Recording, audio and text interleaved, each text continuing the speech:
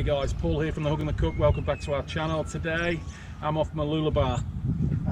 Half an hour running, about half an hour late, mainly because of the Mooloolaba try that I forgot all about.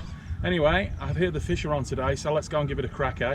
And let's see how we go. Absolute cracker of a day, so I just can't wait to get out there.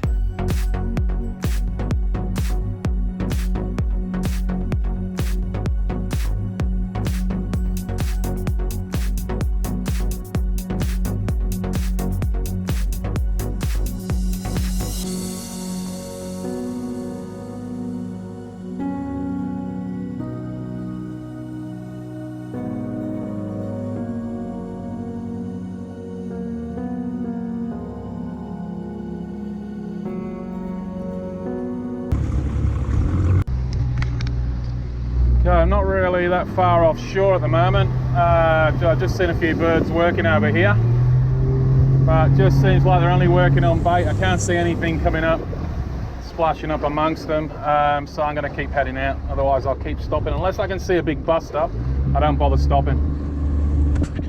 There you guys, first fish of the day, just on a floater. Doesn't feel very heavy. Just floating pilly. I've got a nice squidgy out the back here. Not sure what this is. Not finding real hard.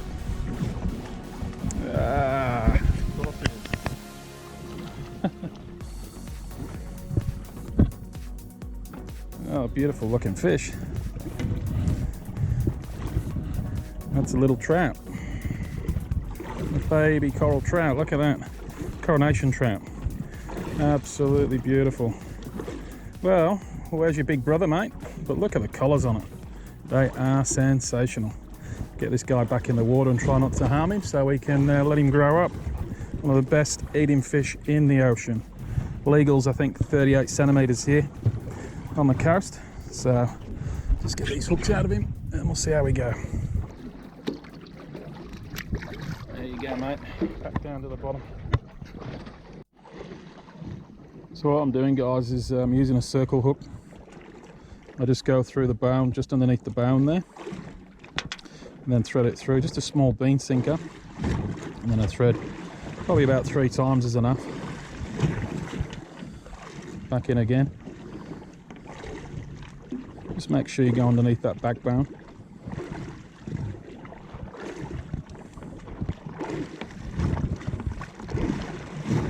Then I just basically roll it underneath the roundabout around the head, so it just pops out of the head or the eye. Then I just tighten everything up nice and tight. Drop that bean sinker down. This is a bit of an important part. Make sure you drop your bean sinker down and then you put a little half hitch below the bean sinker, otherwise you have problems with the presentation. And that's basically it. Now with the circle hooks, I just don't bother striking because it's you never strike or you'll miss them. So you just basically load the rod up really slowly. And I'll throw a little bit of pilly in there. Get a bit of scent in the water. On the other side, I've got just a plastic at the moment, bouncing around. Just had a hit on that. It's the new Bio Tough squidgies from Shimano. Now this is a better fish. Much better fish. He took that, absolutely slammed it. I'm trying not to get reef from him.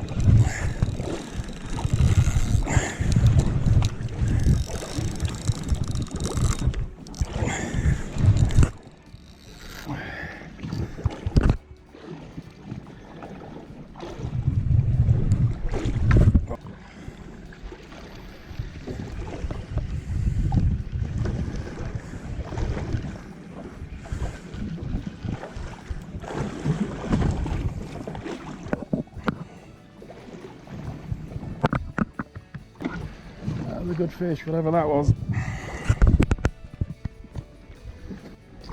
Geez, that was a good fish. Took me straight into the, snapped the braid right over the top of the reef, whatever that was. That was a cracker. Spewing, never mind. Well, just got smoked by a good fish. And then we've got a little little cod come up. Just got to be careful I don't get spiked by this. This is on the Bio-Tough. Get him off. I didn't even know he was on there. There we go, that's the new Bio-Tough. They're absolutely unbelievable, especially with these little guys around. So the technique I'm using, guys, is just drifting the pilly up, not even burleying at the moment. Drifting the whole pilly back out onto the reef and just filling it as we go. I just had a little touch then. Just keep feeding it back. They'll actually swallow it and they'll run with it. And if they feel no weight, that's the beauty of it, this technique. And with a circle hook, you don't strike, you just let the fish take it, and you just lean back into the fish, just lift really slowly. If you strike, the hook will come straight out the mouth. Keep an eye on your line as well, that's why it's really good to have this really colourful braid. And as soon as you see it go tight, no need to panic, just let it run with it, and then just click the bail arm over and lift the rod slowly, really gently. Never snatch at it, especially with a circle hook. I find that I don't get snagged on the reef as much like this as well. Just got to be a bit patient sometimes. Okay, a little bit of a better fish on here. Try to ram me into the reef. Don't know what it is. Oh yeah, nice grassy. In the centre of the mouth. Just got to find my net. Oh, damn it. It's great when you're on your own. There you go. It's a nice reefy. Got to be happy with that guy.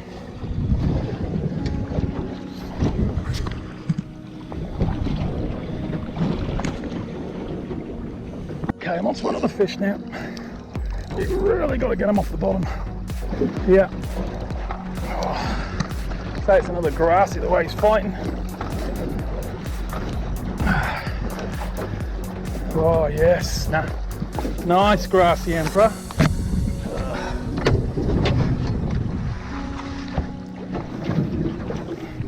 That's a better fish. Woo-hoo-hoo. Yes, beautiful. Look at that guy. Oh, this is a good fish.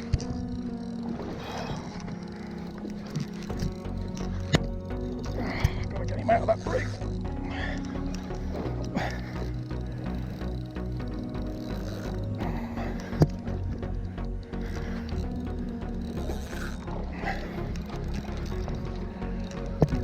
Can't let him in that reef.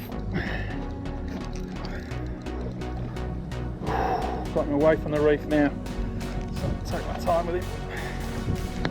This is the fish. I don't know what it is.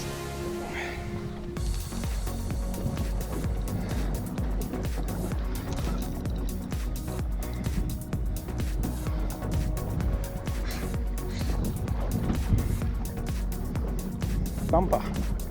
Got a bit of colour coming up.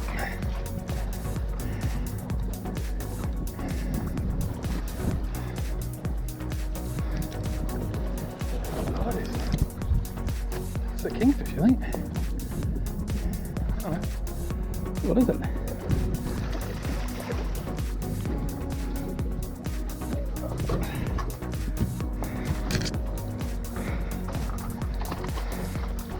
Looks like some sort of a Trevally.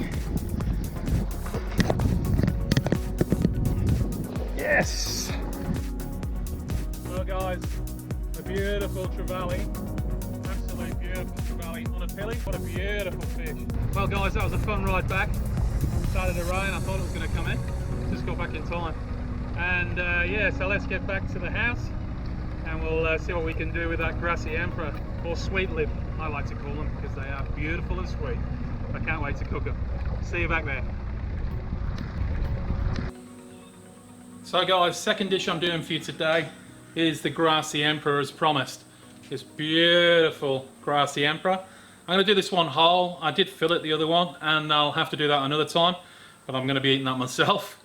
And I'll show you how to do some filleted fish in the next few weeks anyway. So, but this guy, I'm going to do a really special dish. I actually did this with my students just recently, and loved the dish so much that I thought I'd actually share it with you guys as well. So I did it with a couple of second-year apprentices. There's probably a group of 9 of those guys, and they really enjoyed it too. And it's a little bit of fun, and I'm going to show you how we're going to do this. It's a sweet and sour, sweet lip emperor, okay? And hope you enjoy it. Okay guys, the way I've prepared this beautiful emperor is, did it very similar to the mangrove jack I did a while ago. So I've just scored it on the slant inside, and I've actually done a little bit of a video on that, so you can go and check that out, the mangrove jack. And I've done it exactly the same on the other side. I've trimmed the fins and trimmed the bottom fins as well. Gilled and gutted this and actually scaled it down the ramp. And yeah, so the next thing I need to do is pass this through some seasoned flour. Okay, so at the moment what I've got in here is just rice flour, and what I'm actually going to put in there is some Sichuan seasoning. Crowd Crush have come up with all these different seasonings, and we use this a lot in the industry as chefs, but more the actual, you know, like the whole peppercorns. And Creo have come up with this where we don't have to worry about crushing them anymore in a pestle and mortar. It's all done for us, and it's all been balanced out correctly. It's fantastic. So this is just going to give this fish a wonderful sort of spicy seasoning. So pop this on, and we're going to get all that in here. And while my oil heats up, we're going to deep fry this fish, and we're going to serve it with a really beautiful sweet and sour sauce. Let me take you through a few of the ingredients that I'm putting in the sweet and sour sauce today. One of the main ingredients is some sake. Okay, it's just rice wine. Now you can use the Chinese wine, of course, but I couldn't get any today, so I'm using the sake. I've also got some rice vinegar, gives it that real sourness. The sweetness comes from our palm sugar, and then we've got some heat from the chili, some garlic, onions, and I've got some really nice ginger there. And the rest, really this and this is all for garnish. We've also got some fish sauce going in here, sesame seed oil, and a little bit of soy sauce right at the end. And one of our main ingredients, which is from one of our sponsors this year, this is the beautiful Pomodoro, which is the really beautiful Italian tomatoes. They're a tinned Italian tomato that I get from Torino. And yeah, they just are superb. They're straight from Italy, absolutely amazing. So that is the main ingredient for our dish today. This is such an easy sauce to make. In with all our aromatics, our chili, garlic and ginger. And I'll throw a few onions in there for a bit of fun.